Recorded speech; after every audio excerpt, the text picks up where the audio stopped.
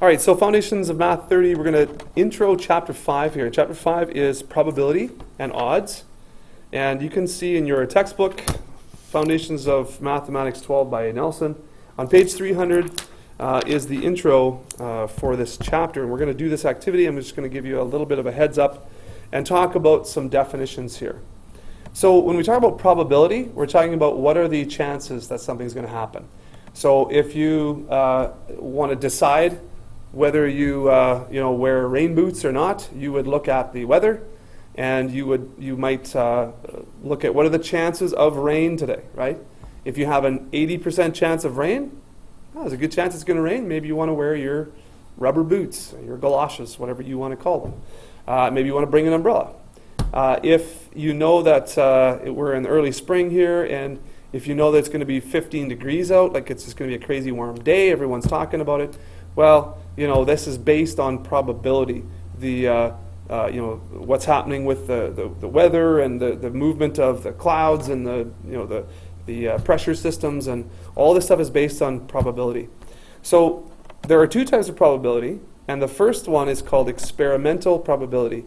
So when we're talking about what are the chances of something happening, and we consider what's happened before in this same type of situation, and we look at previous data, and we look at the data that we've gathered from this type of thing, then we base it on that. That's experimental. So the chances of something happening, and I apologize for my messy writing here, but the chance of something happening based on direct experimentation.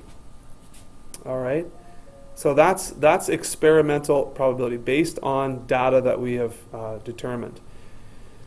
So the experimental probability, so let's say that we're talking about weather, okay? Let's say we're talking about weather. Given the conditions that the meteorologist sees, okay, in the past, there has been, a 70% chance that rain has occurred given these very similar conditions. So that might be based on experimental probability, right? If you're driving to school, okay, and someone asks you, how long does it take you to drive to school? Well, you might say 12 minutes. And that's based on experimental data, right? So what are the chances that you're going to, let's put that in the probability question. What are the chances that you coming to school today is going to be 12 minutes? Well, if it's taken you 12 minutes almost every day all year, then the chances are really high, right? And you would base that on the data that you've already taken. Now, if it's something, and I'll come back to this little formula, I'll come back to this in a bit, okay? If you're talking about probability of what are the chances of me flipping a coin right now, and what are the chances of it turning up heads? Okay, that's different. That's very different. Because I could flip a coin 5 times, and it could be heads every time, right? So based on experimental probability, if you look at, hey, it's been 5 heads in a row, I'm going to guess this one's heads, because it's a 100% chance it's going to be heads. But really, we would answer that question using something called theoretical probability. And theoretical probability is based on not past direct experimentation, but it's based on the nature of the situation. Okay? And that would be, a perfect example would be, you're flipping a coin or you're rolling a dice. Okay? What are the chances you're going to get a 3? Well, 1 out of 6, right? There's 1 3 out of a total of 6 different numbers that could show up. So 1 out of 6. That's theoretical.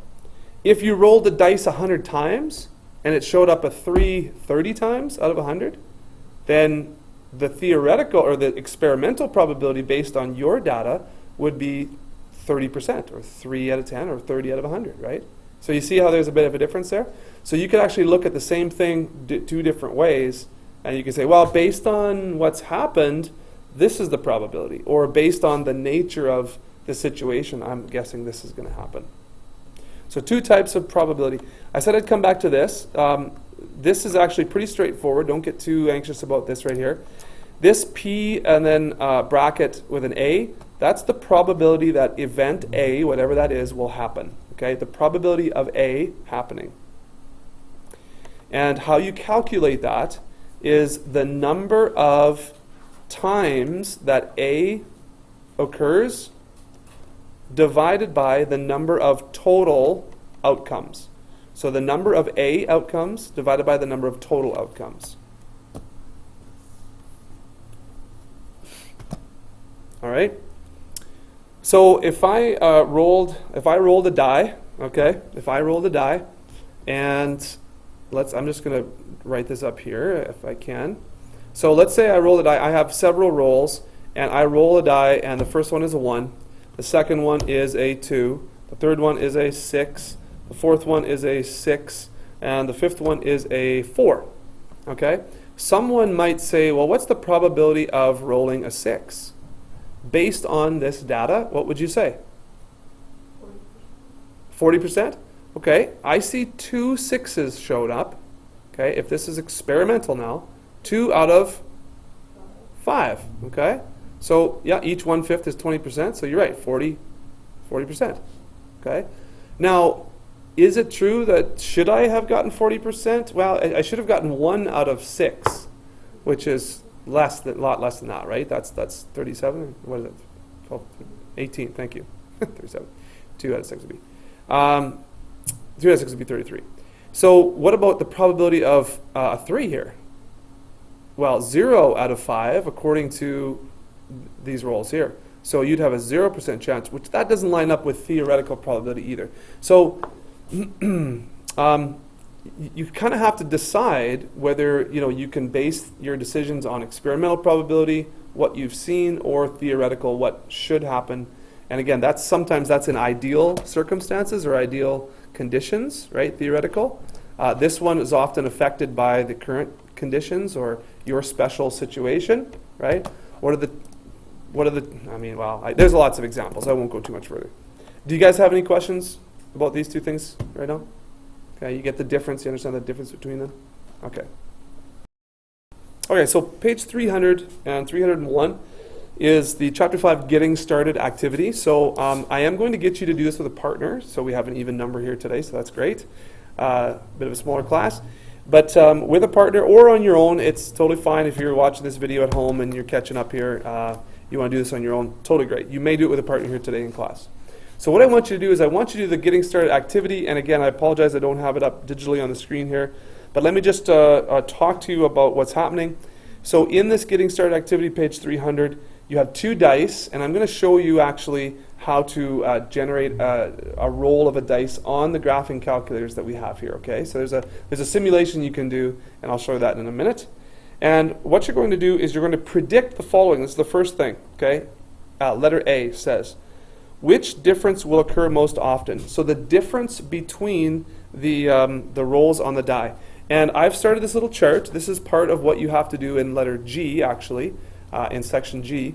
So I've started this chart here. And let me show you how you're going to figure that out. What difference will occur most often?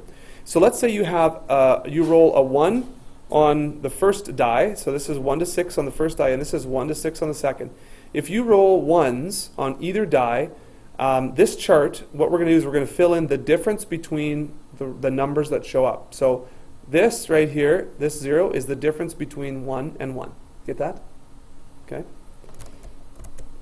Over here, if one rolls as a 2 and the other is a 1, the difference is 1. If we roll a 1 and a 3, the difference is 2. And you're probably kind of seeing a pattern here, right? The difference between 6 and 1 would be 5, and so on. So it would be very good probably to fill out this chart, but you don't have to do that right away because that comes later in the activity. But this will help you predict what difference will occur most often, which difference do you think will occur least often, which difference will occur equally as often. So either using this chart right away, because students have wanted to do this in the past, use the chart right away, great. Or just think through what are the chances, you can guess, and then you can do this later. So it's going to ask you about experimental probability and about theoretical probability. This chart is going to give you tips on what to think about when we're talking about theoretical, okay? So this chart, right, is what should happen in ideal situation. So this is the theoretical probability here that you're going to figure out here. All right, so before you get too far in that, I want to show you on the graphing calculator here, and I don't actually have the the application on the calculator, but you guys will on yours. So you're going to hit this apps button right here. And my calculator seems to be frozen. Okay, wonderful. Doesn't matter. Go over here, and I have this little video up. You're going to want to find your... Whoa! Quiet now. So let's just mute that. Okay. So on your calculator that you're going to grab here in a second, you have an application button, the apps button. Okay, and you're going to follow this through here, and I'll show you in a second where to go further. I'll hand out the calculators now. All right, so I'll just kind of let this little video play. This video is up. Jay Gunk is the person that put this video up. I might put a link in the description, but anyways, what you're going to want to do is you hit your applications button, okay, and scroll down. You probably won't have this many applications, but whoops, passed it already. You should hit probability simulation. Okay, right there. You see prob sim? Did you find that on your calculators? Okay. Yeah, so hit apps, the apps button, and then cursor down to prob sim, and then press any key, so you just have to press any button. And then you should have something like this show up, okay? And so you're going to want to get into the simulations. So you're going to want to roll dice. So go down to number 2. You're going to want to roll dice. Okay. So your screen would look something like this now. Okay, is everyone here? Mm-hmm. Yeah, you kind of got this screen? Okay. All right, so so going to the settings now, did you see where that was, where that came from? Right here, I think it's settings right here. So you press this zoom button, press settings. And inside settings, you're going to set the dice to 2 dice. Okay, so move your cursor over there and then just hit enter. The sides can be 6 and all this is fine, I think. And then hit OK button. All right.